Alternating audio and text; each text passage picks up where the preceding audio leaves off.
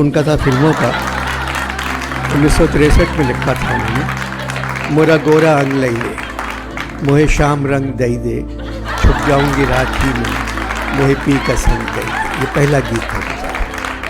फिर लिखा प्यार को प्यार ही रहने दो कोई ना। फिर लिखा दो नैनों में आंसू भरे हैं, निंदिया कैसे संभाले, जिंदगी के सफ़र में गुजर जाते, मुसाफिर हो जाए, बीती ना बिताई रहना, नाम गुम जाएगा, आजकल पाँव ज़मीं पर नहीं पड़ते मेरे, ना जिया लागे ना तुम पुकार लो, तुझसे नाराज़ ना, मेरा कोई सामान तुम्हारे पास पड़ा है।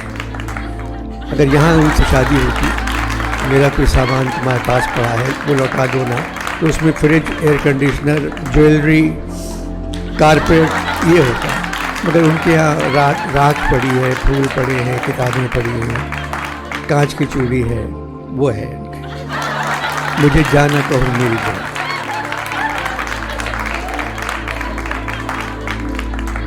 इन्होंने नज़ीर को ज़रूर पढ़ा होगा,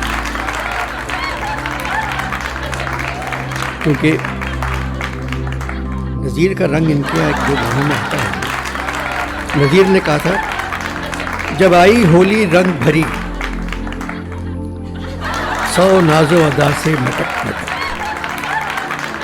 और घूंघट के पट खोल दिए